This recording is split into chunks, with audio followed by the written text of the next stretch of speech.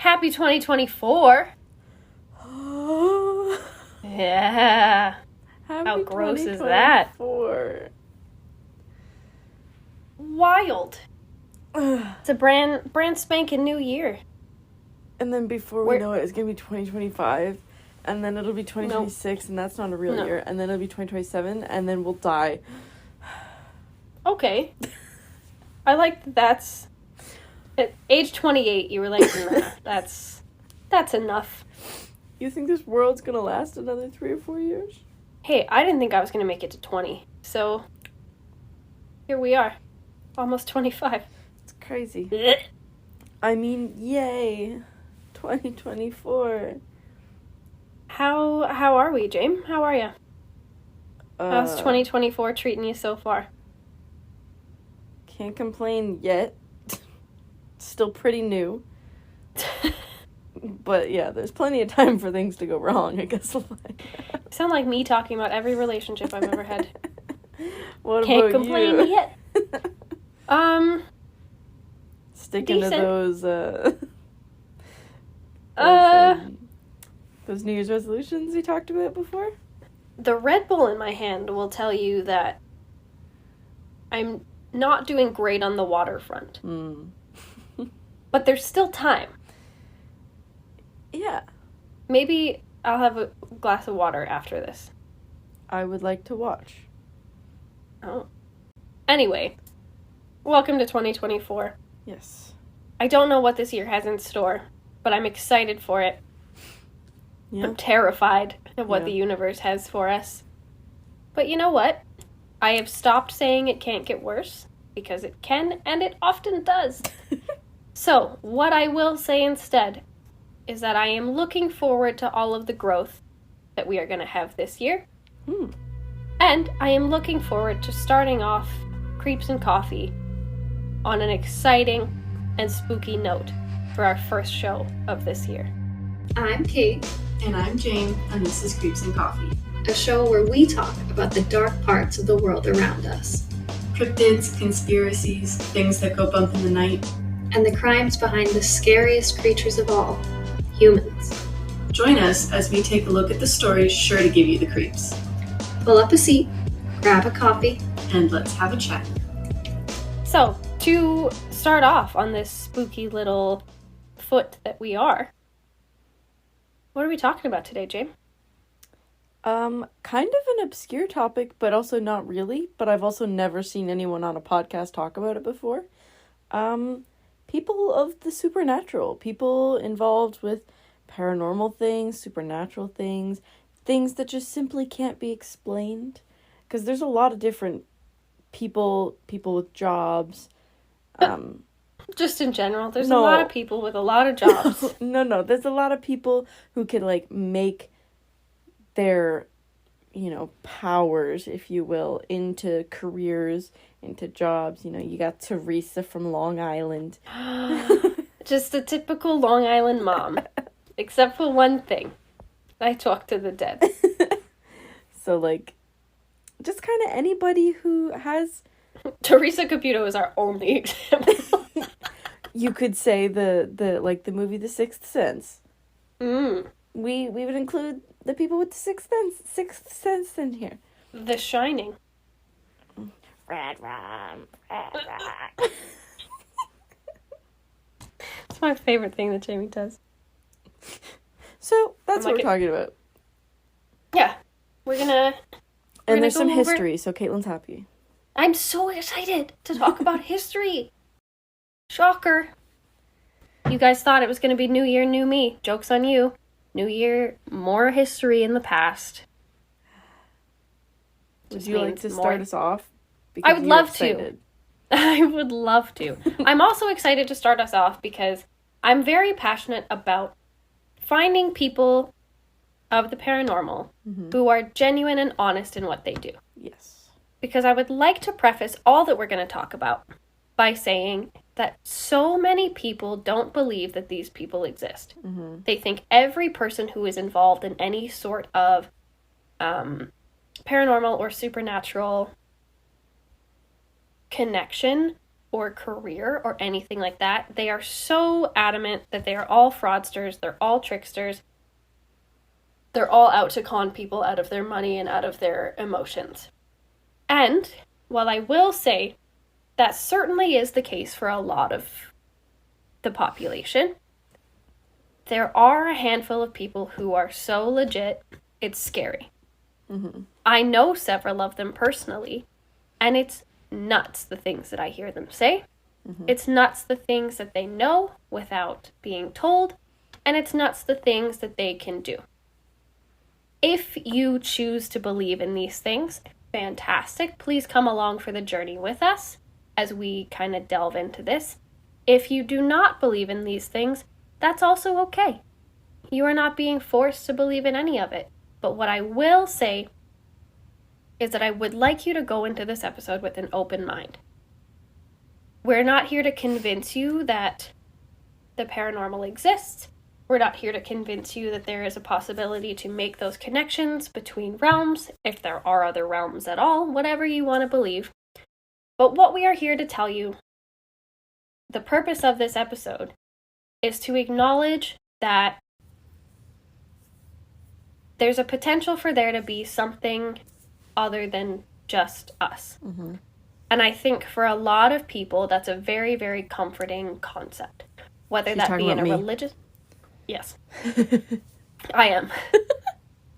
Whether that be a religious concept where there is a god or a type of god and there is an afterlife, whether that be the idea that there is a spiritual realm where we're all coming from and where we're all going and resting, whether it be just that there's something bigger than all of us. We have no idea what it is, but that there's a purpose for us other than just existing. That can be a very, very comforting concept.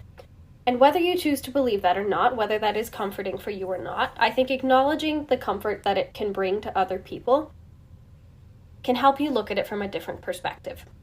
So even if it's not something that you believe in, even if you have a fervent belief that none of this is accurate, I encourage you to go into it with an open mind. If nothing else, consider how beneficial these aspects of things and these individuals can be to those who need them. Yes. And if that still doesn't convince you, maybe just give it a listen for some general knowledge. You never know, it might be an answer on a Jeopardy game one day. It's just, at the end of the day, it's cool stuff. Learning is fun. I love learning. And I love teaching. Yeah. And I feel like that's something that you don't understand when you're, like, at least I didn't when I was a teenager. Learning was mandatory. Learning was I need to get good grades so that I don't disappoint my family. In university, it was I need to get good grades or I will die. I need it to graduate. And now as an adult, I'm like, I'm learning and doing my own research and being disciplined in my own research because it's fun, because it's cool to know things and it's interesting. I am of the belief that it has always been cool to know things. I mean, yes, but not all of us are perfect. Not all of us were nerds in school, I get it. Yeah. But yes, I would, with all of that being said, whether you're looking at this from an educational standpoint or you have a personal connection to this, I'm excited and I would like to jump right in with my personal connection. Absolutely. Go for it. So, when we're talking about people of the paranormal, when Jamie and I first kind of talked about doing an episode like this, immediately I knew that I wanted to talk about mediums. Not only because Teresa Caputo's accent is my favorite thing in the world, and the Long Island medium is something that I quote constantly, but because I find the idea of mediumship itself to be so fascinating. And based on my personal experience with a medium, I've seen a lot of benefit from it, for me. So if you think about mediumship itself, it's known as the practice of mediating communication between the spirit world and the living reality. So that's where we get the term medium, is they're essentially a mediator. Practitioners of mediumship are known as mediums, and they are often also referred to as spiritual mediums or psychic mediums. I would like to point out, and I'll go into more detail about this later, but the term psychic medium is not something that I've always necessarily agreed with, because mediumship and psychic abilities don't always go hand in hand. The easiest way to look at it is to think that all mediums are psychic, but not all psychics are mediums. So the point of a medium is that these specific practitioners have fine-tuned their intuition or their extrasensory abilities to connect with the spiritual realm, and they will often relay messages about the past, the present, and the future from loved ones, distant relatives, or spirit guides. These spirit guides can be connected to you in ways that you understand. They can also be what we consider a higher self, sort of a spiritual connection to yourself as like an out-of-body connector. They can be essentially whatever they need to be. You don't get to decide what your spirit guide is. They make that decision for you. And sometimes they are very vocal about it. So mediums tend to be the ones that get a lot of flack. And I understand it because, again, there are a lot of people who prey on grief. They prey on vulnerability. And they hope that by giving general information, if they're doing a quote-unquote reading on someone, they're hoping that if they can give enough general information, people can make personal connections and they'll come to assumptions on their own. These people are the stereotypical, like, oh, I'm sensing that somebody died. It could be a male figure or a female figure. Which one like, connects to you? And yeah, like very general, like, oh, I'm sensing that there was a grandparent. And it's like, yeah, you can probably tell if you're talking to a 30, 40-year-old, yeah, their grandparent is probably dead. Like, the general aspect of it. And to be completely honest, I was very skeptical of mediumship until I met a man named Jim Hunt. Shout out. Jim, a humongous shout out. Jim is one of my favorite people in the world. He has helped me through a lot of experiences. He's also a certified life coach, which definitely helps. Not only does he kind of go about things with a spiritual sense and a spiritual connection, but he also is like genuinely qualified to give people advice. So he's been a huge help. I met Jim through here's me talking about Astonishing Legends again. I met Jim through a interview that he was doing with Astonishing Legends, with one of the hosts, Forrest, and they were doing sort of an interview with him on what mediumship was like. And they randomly were picking people from this app called Fireside that I had just downloaded. All that was on there was my first name. I had no information on the app. And I gave them no other information other than leaving a comment saying, yeah, I'd like a reading. Because I was like, fuck it, why not? Let's see what this guy can do. In the 11 minutes that we had a conversation, Jim told me specific details about things that there is no possible way that he would have known.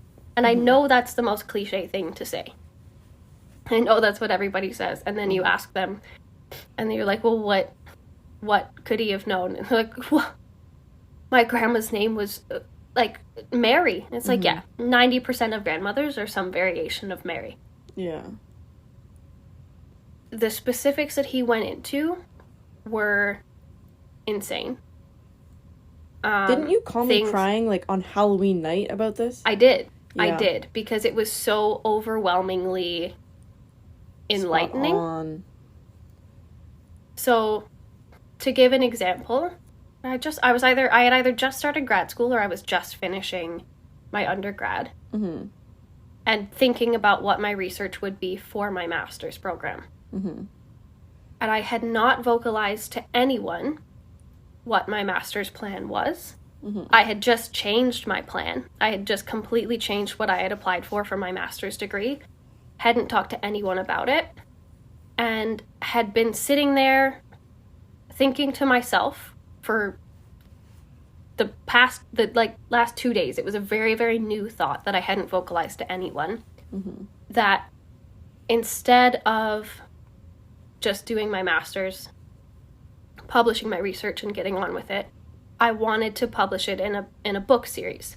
I wanted to focus on the children that I was working with and turn it into not a textbook, but like an actual accessible book that parents could learn from and talk to their children about grief. Like, very weird. There's no way that anyone would have known that.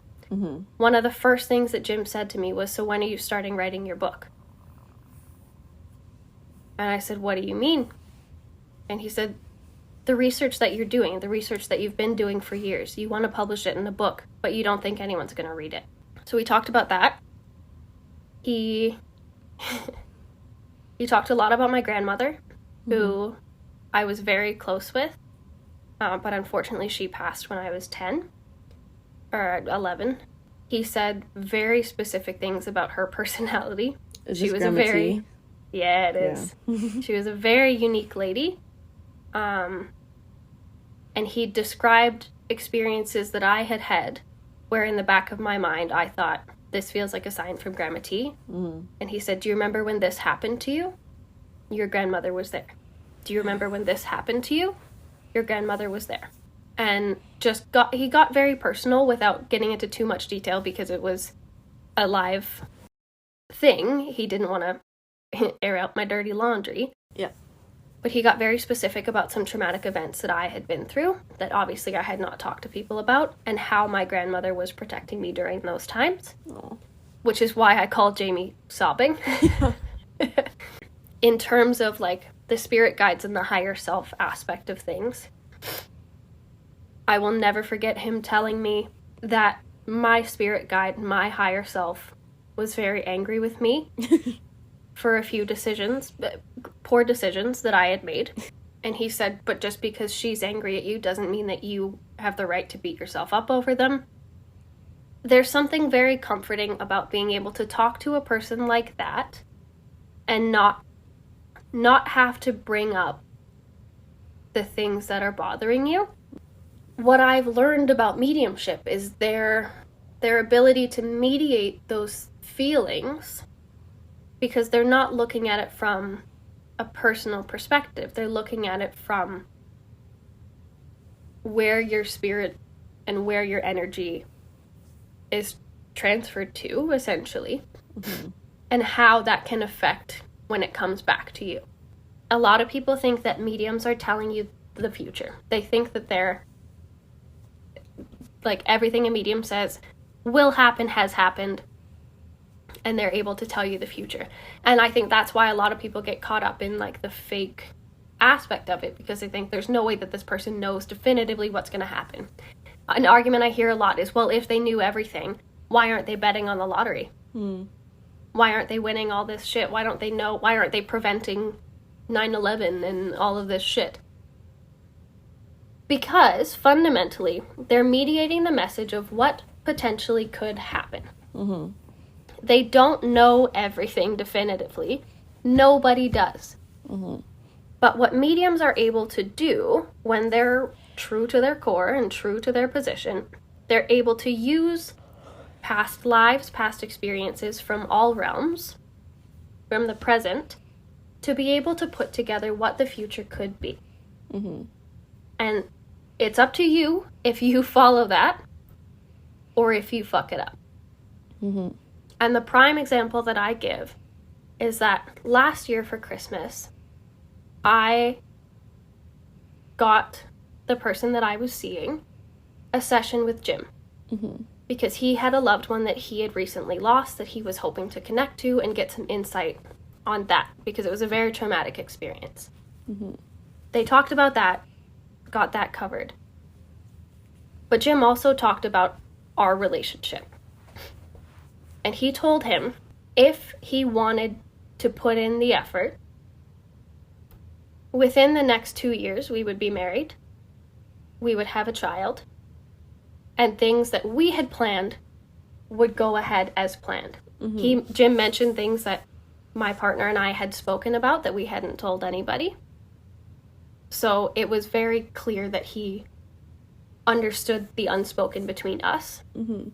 But I vividly remember him saying, but you have the potential to ruin that for you and for everyone. Mm-hmm.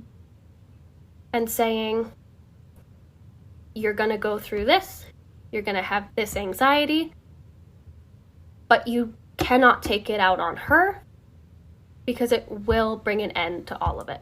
Mm-hmm. And he was like, well, no, I would never. Obviously, I'm not going to do that. And Jim said, I trust you on that, but just know that you cannot take it out on her. Mm-hmm. 2 months later, he took it out on me.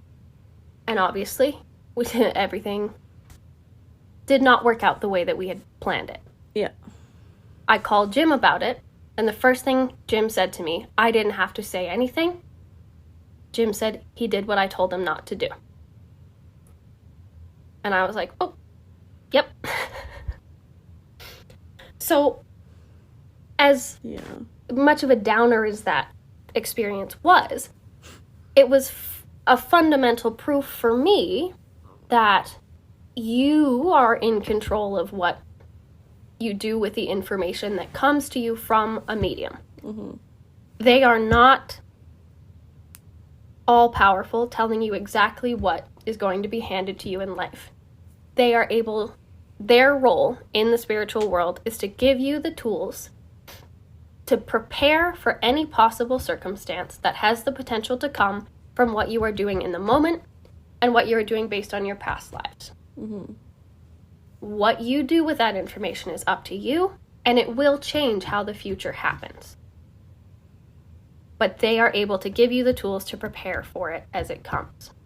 And I think in talking about the comfort that comes from people of the supernatural, I think maybe it's because I have control problems, but having that mediating knowledge about how to prepare and what path you are on, not just in your current life, but along all your lifetimes, is very comforting for me.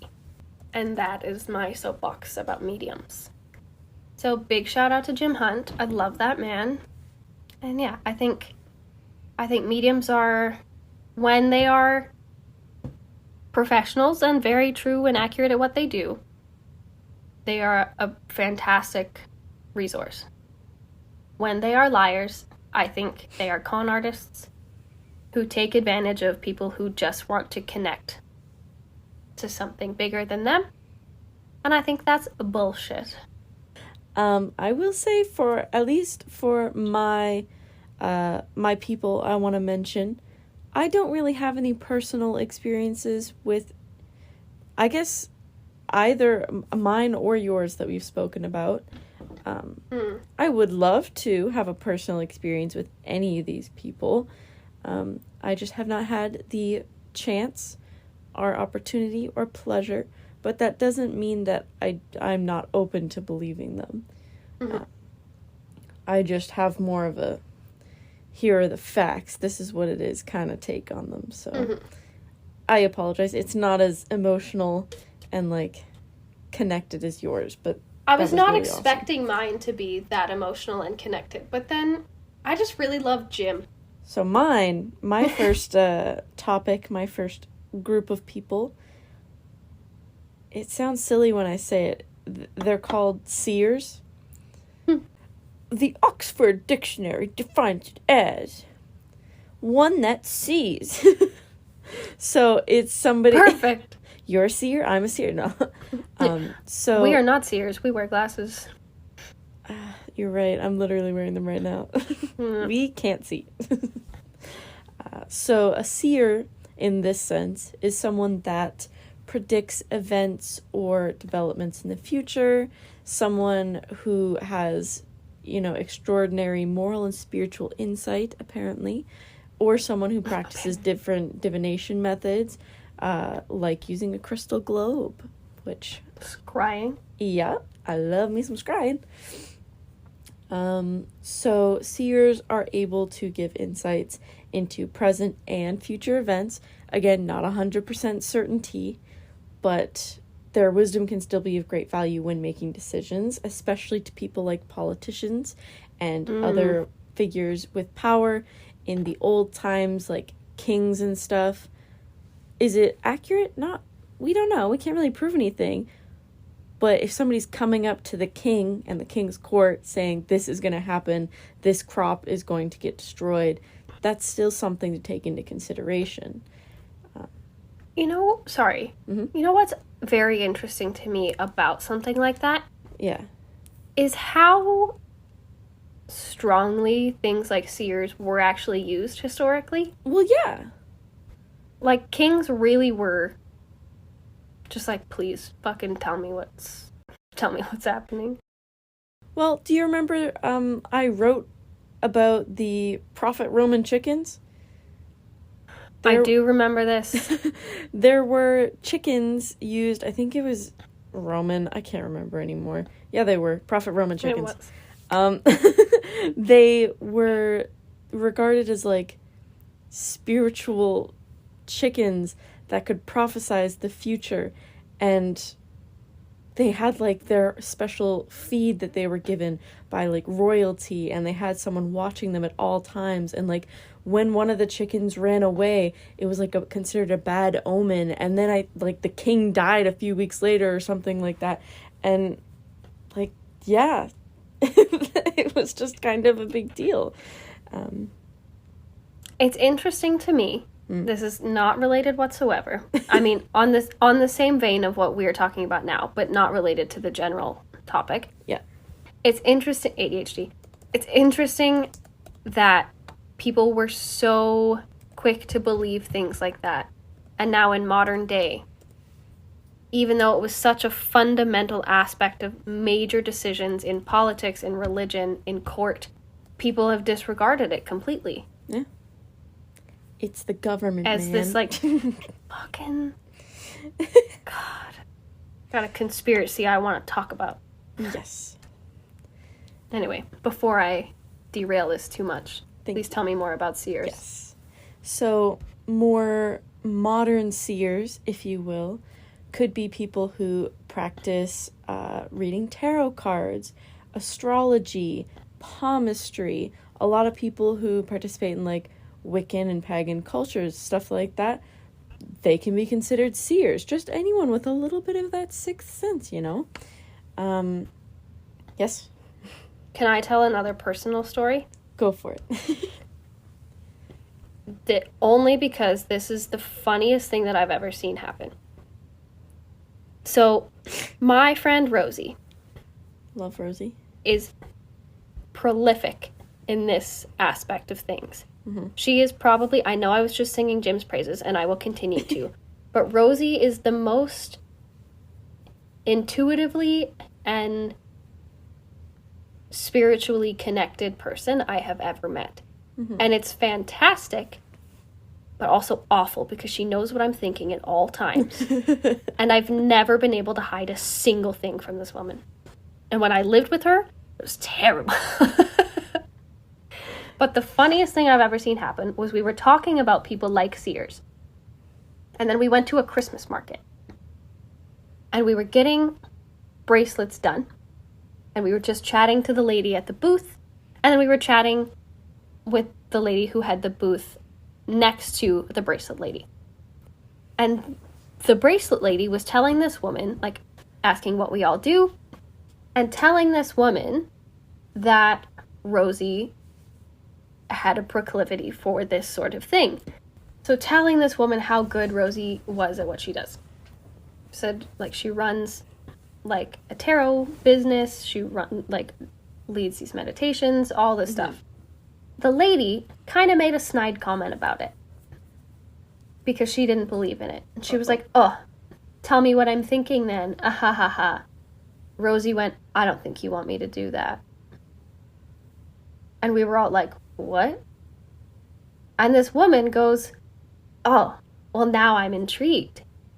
Tell me what I'm thinking. And Rosie goes, are you sure? She was like, yeah. And without a second thought, because Rosie is also the most savage person I've ever met in my life, and I love it so much.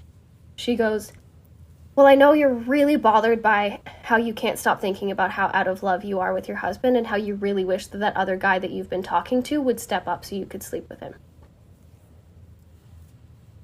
And this woman went white. And she was like, what? She was like, I know you've been thinking about cheating on your husband because you're not in love with him anymore. You haven't slept together in weeks.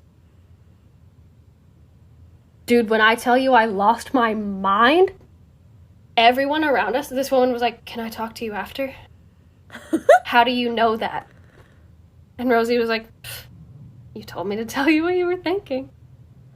That's crazy. So, people can see shit. Mm-hmm.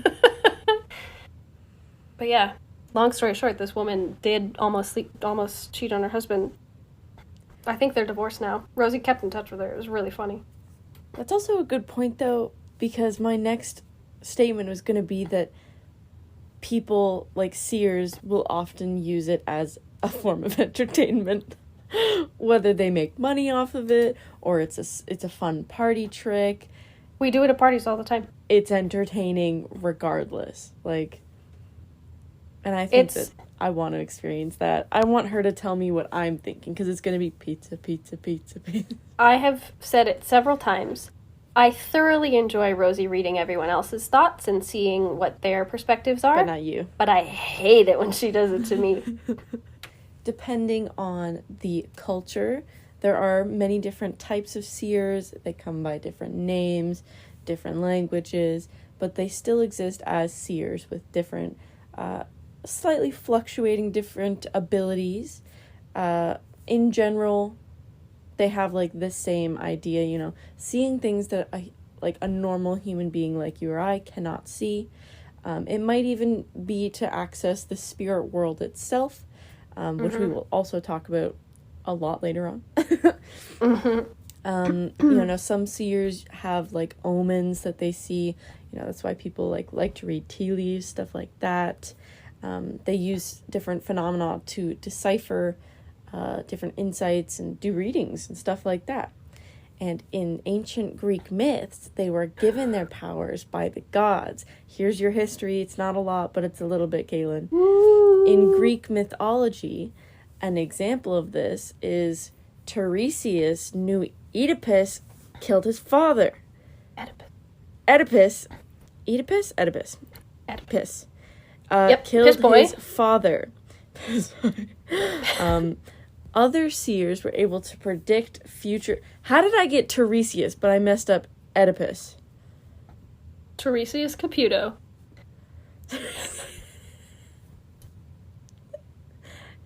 Other seers were able to predict future events, just like Cassandra predicted the fall of Troy. I am done my conversation now. I'm really happy that one got you. Just your typical Greek boy. Except for one thing. I talk to the dead. I know Oedipus fucked his mom. Oh, that was good. That got me in my giggle gut. Thank you. I was so proud of it. The second you said Tiresias, I was like, This is my chance. This is your typical Greek guy. Except for one thing. I know Oedipus fucked his mom. Kaylin? But yes, seers were a major part of Greek and Roman mythology. Oracles were also a huge part of that. They were very similar, except, fun fact, oracles were often blind. I love oracles. They were like my favorite part about learning about like the mythologies and stuff. You know what they were, and I can say this wholeheartedly. They were Jamie's fart. Excuse me? They were not my fart. I'm sorry.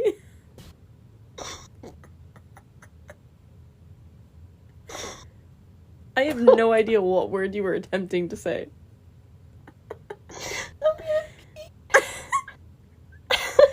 I can't get my lashes wet.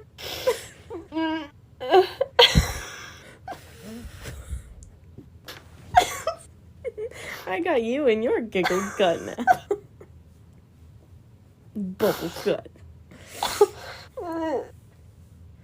I was like so not what I was trying to say. Something so funny about the word fart. That just... This is why Jamie's fart. I said it. Said it with such confidence. And then immediately it was like, my mouth was like, that's not what the brain was saying. Oh my God. As I was trying to say before my Freudian slip there.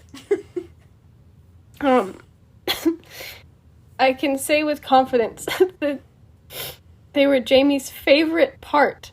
Mm-hmm.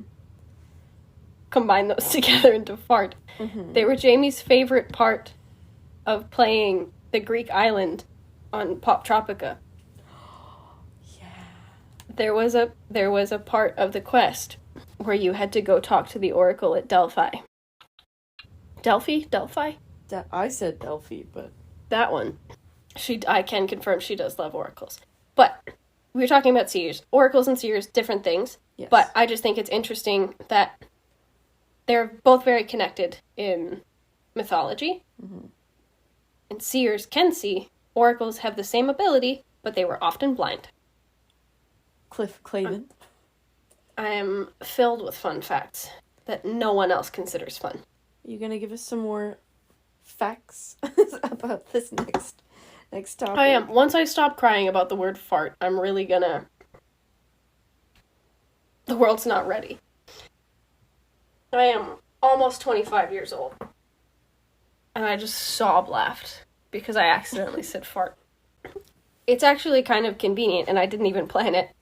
But it's kind of convenient that we're talking about the similarities yet major differences between something like a seer and an oracle. Because one thing that I kind of want to jump off of my last topic about, but also talk about other people of the supernatural, is the similarities and differences between mediums that I was talking about, psychics, and clairvoyants. So if you think about like modern day and modern interaction with people of the paranormal, we don't really say that we talk to seers or oracles as much. I'm sure there are people that still do.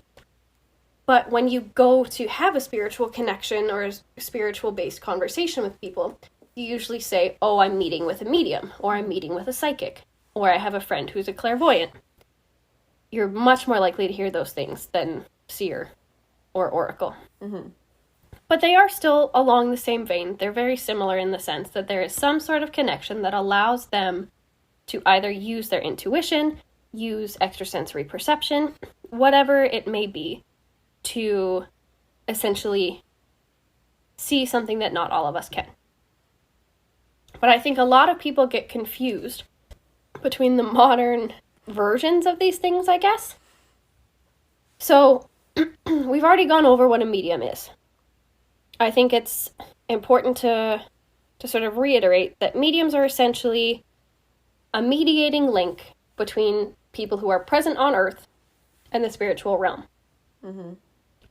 They are who you go to if you are sort of seeking information about a loved one or an experience. If you want more of a personalized connection to something specific, you go to a medium. A psychic, I said before, all mediums are psychic, but not all psychics are mediums. Yeah, they're not like synonymous.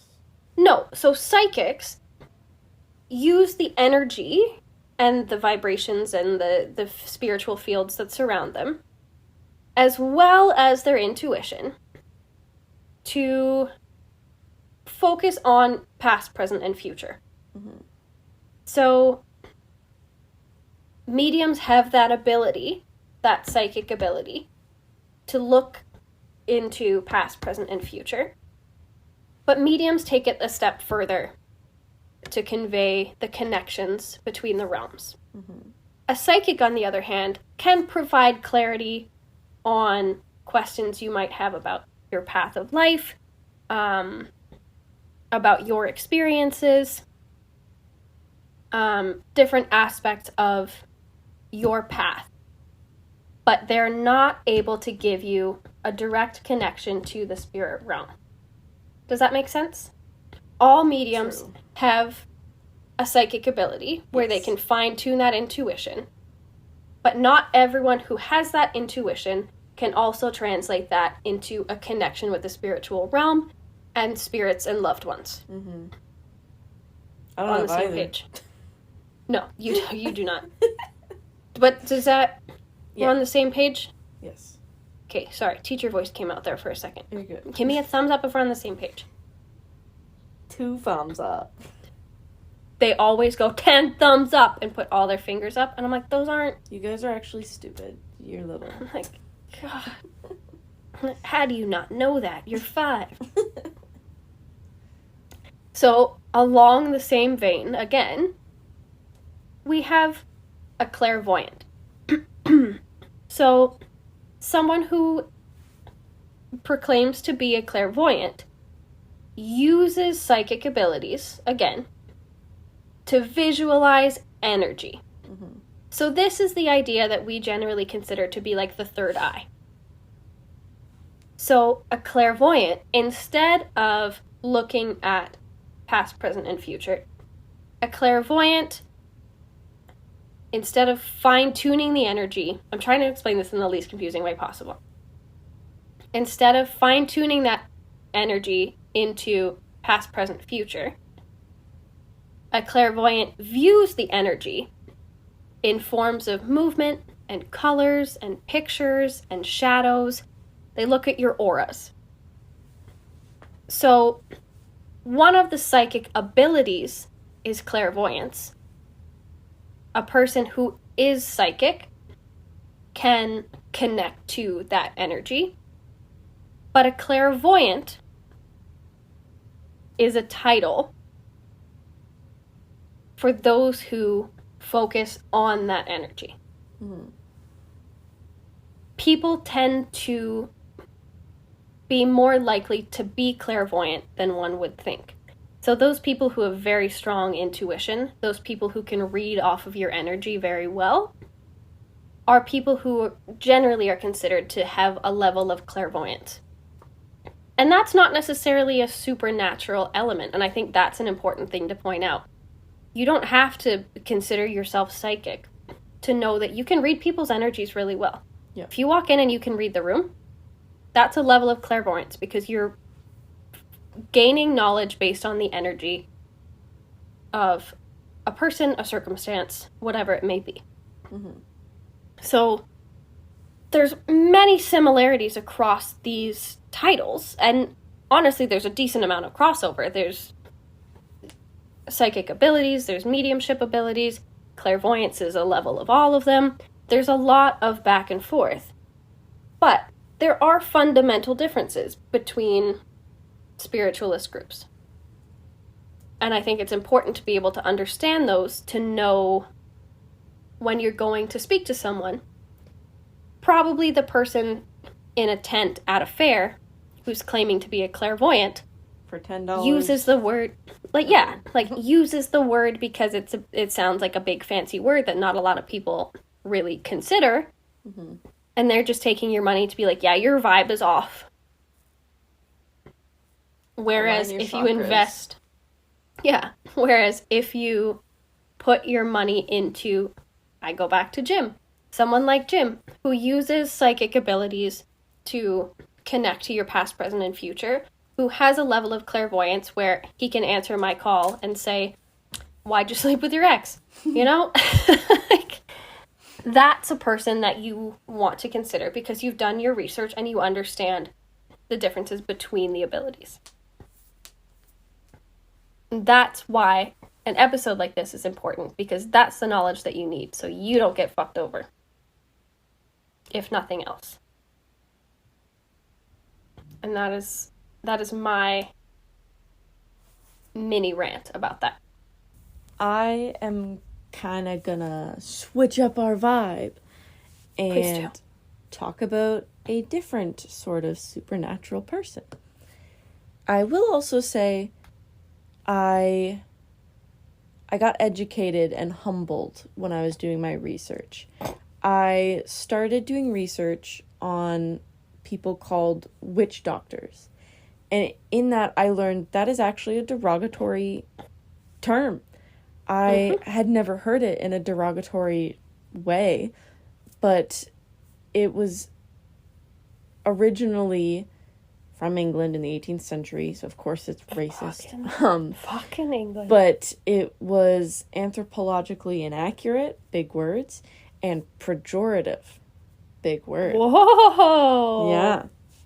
So, I will say that is what my intention was to learn about this, but I have since learned they are also referred to in more traditional terms as medicine men or traditional healers, so I am probably going to just only refer to them as that because I don't want to offend anyone.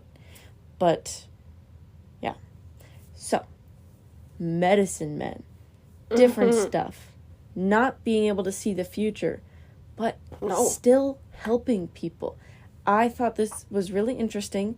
They used their mystical powers that helped them to detect magic and to detect other people with magic and how to fight against them. So this healer typically is referred to as having 3 jobs, that of a physician, a magician, and a priest, which I think literally sums it up perfectly. What a triple threat. Literally the first definition of triple threat. Like, they come in as like a healer, as a doctor. They can administer like traditional herbs and teas because they know, oh, you're not feeling well, this is what you need. They also know, hey, I noticed there's some like bad omens on you right now, and they can administer treatment to get rid of that. And also, as a priest of some sort, maybe they notice some, I don't know how to say it, like religious stuff that needs to be addressed as well. And they were qualified to deal with that as well. They could take care of physical, mental, emotional, all the traumas. All the traumas that you have and need, gone. They're helping you. And they can use it with their supernatural powers. And I don't like that I saw a lot of, like, not peer-reviewed sources, but, like, I saw a lot of papers describing them as, like, primitive cultures and, like, illiterate societies. And I didn't like that. Because these people were very qualified in what they were doing. They saved a lot of lives, and it made me kind of mad. And I will point out, they still are. They are still These what? people... Helping people? Yeah. Yeah. I think a lot... I don't think. I know for a fact. I'm going to hop on my soapbox here again. Yes. That a lot of these sources are coming from a very primitive and racist background. In the Western world. Because traditionally, cultures that have medicine men are indigenous. Yeah. They're African American. They're African. It's, at its core, coming from a racist place where, oh, we don't understand how this is happening. We don't understand what this means. It's not our real religion. So it's not real. It's fake. It's wrong. It's scary. Which I think is so stupid. Like, just because you don't believe that it works because you don't understand how it works, doesn't mean it's true. 200 years ago, we thought the earth was flat. Guess what? It's not. I mean, to be completely honest, I'm going to let's take voodoo. I'm going to trust a voodoo medicine man and take their insight over my family doctor who tells me that the amount of pain that I'm in is probably just because I'm a woman and I cramp sometimes. Yeah. Just saying. Yeah. And yeah, so I didn't want to talk about, traditional healers without mentioning, hey, I think that this is really kind of racist and that we should have more sources written by people who know what they're talking about and who will say it in a nice, neutral, or just a positive way. Because I was really disappointed and I don't know. It just annoyed me. Totally. And I'm glad that you brought it up because I think it's something, as more and more people are becoming interested in aspects of the paranormal and aspects of different cultures and stuff. Yeah. I think it's important to call that stuff out. Yeah. If you want to be educated on a topic, you also have to realize that a lot of these sources are quite biased. And if you don't acknowledge the bias, you're contributing to it.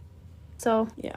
And that's the thing. At first I was like, oh, I'll ignore these sources or I'll not look at that wording. And it's like, what good is that doing? Someone else is going to go out and research it and see those words and unfortunately maybe form an opinion like, oh yeah, that is primitive actually. Haha, that's stupid. And I don't want that. I want everyone to be open to it because you never know. A medicine man, a traditional healer could save your life. You don't know. I also think we talked about this. I think it was during our ghost hunting equipment episode, where it's so important to acknowledge the basis of other religions and people like healers in circumstances where, if you believe any of it at all, if you're faced with something in that culture, if you're faced with something that a medicine man should be dealing with, like an indigenous, like an earth spirit, something that is not the traditional, like, oh, it's a poltergeist, it's a demon.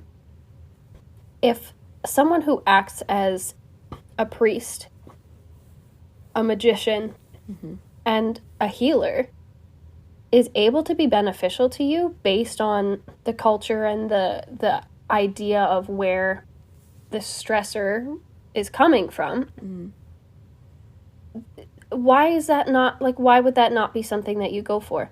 Yeah. A Catholic priest is just going to piss that thing off. It's going to make it worse. Why are we not open to the idea of talking to a cultural individual about the cultural thing? Yeah. It's baffling to me. Anyway, that's my... It's a good segue. Speaking of religions... What about them? Terrible. Just kidding. I want to talk about prophets. Which I learned what they are today. Yes, she did. So, fundamentally, I think talking about prophets is interesting from a historical perspective. So when we think about prophets, the dictionary defines a prophet as a person regarded as an inspired teacher or a proclaimer of the will of God. And this is a very westernized description. Yes. So a more generalized idea is, yes, they are a teacher or a proclaimer of the word of a God. But all of this being said, the existence of prophets and prophetesses are not exclusive to the Catholic or the Christian God. This sort of basically direct contact with a divine being is not just for Christianity.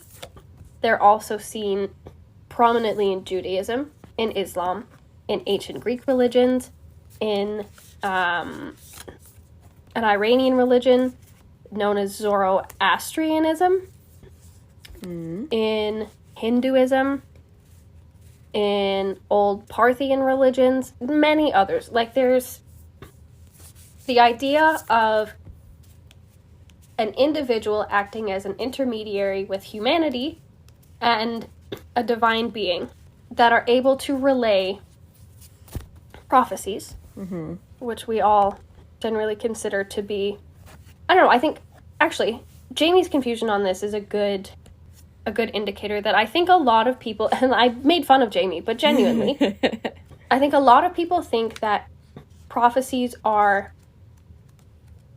seeing the future. That is not the case. A prophecy is just a message that has been communicated to a person by a supernatural entity, by that divine being. They contain divine will, divine law, so it could be, this will happen, this is what I've set in stone. Or it could be knowledge. It could be just a general message of like, hey, you guys are kind of fucking this up. Can we fix this? Or like, hey, I didn't really want that bull. You sacrificed the wrong type of bull. If you could do it again. Like, it's literally just a god of some type being like, hey, you guys, this is what I have to say. Like, valid. That's all that it is. And I think it gets blown out of proportion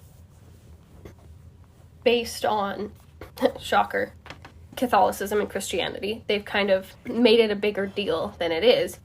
But there's a painting of Isaiah, a biblical prophet, in the Sistine Chapel ceiling.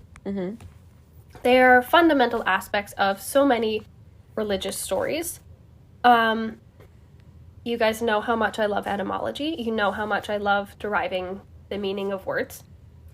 So the word prophet is a compound of a Greek word derived from pro, which means before or toward, and phasein, which means to tell.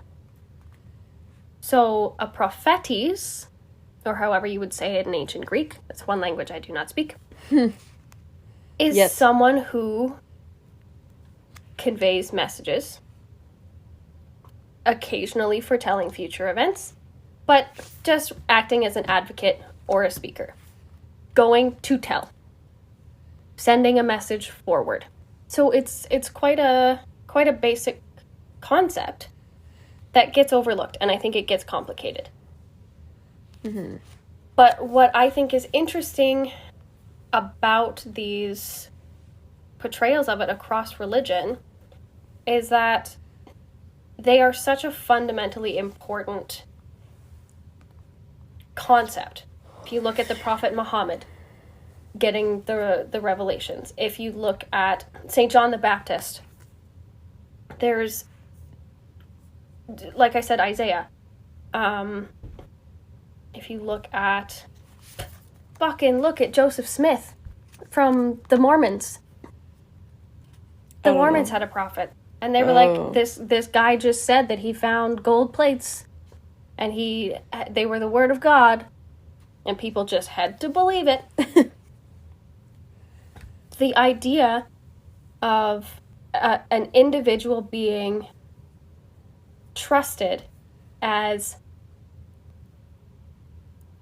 a teller of important messages, of divine messages, is something that has gone across cultures, it's gone across history, and it's, at its core, it's become a fundamental aspect of the importance of humanity and divinity acting as one.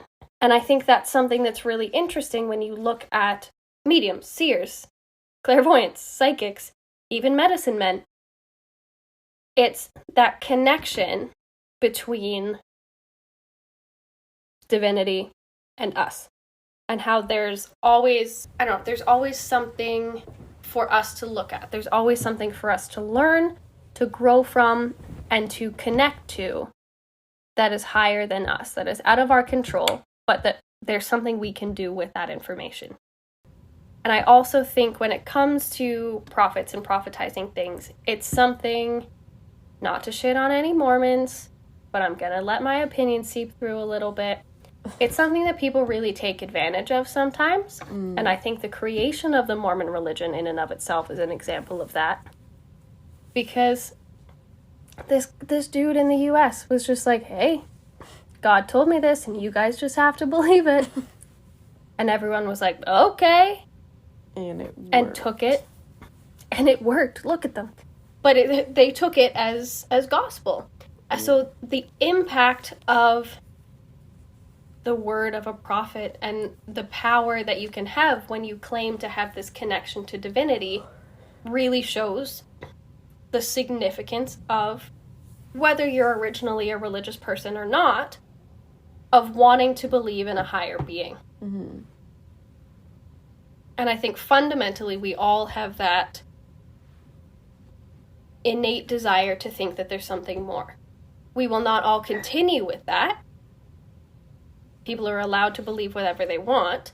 Mm-hmm. But I think at our core, we want to think that there's something bigger. Mm-hmm. And prophets are a cross-cultural and historically accurate way of portraying that. I'll wrap it up quickly with my last one. I literally can't shut up. I can tell. This is a long episode. So, I want to talk for my final piece about shamans. I've heard about them ever since I was little.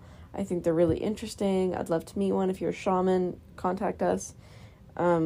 So, shamans in a lot of societies are considered healers, and they function as intermediaries between physical and spiritual world.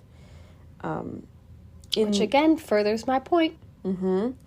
In this thought process, it's that illness is caused by something missing in your soul, something wrong with something inside of you.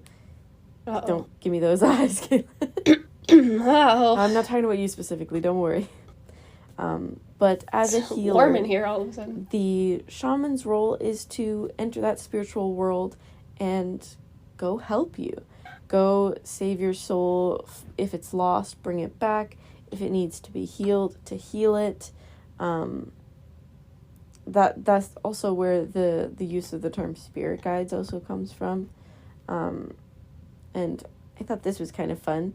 The use of psychoactive plants and fungi were used to help enter the spirit world in some cases.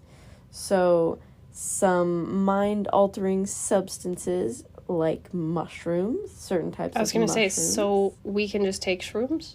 Well, that's where the theory comes from, that people are like, oh, but the government doesn't want us to have these drugs because they help us see the truth. I walked past a mushroom store in Vancouver, and that was wild to me. There's no way that's legal. It's Vancouver.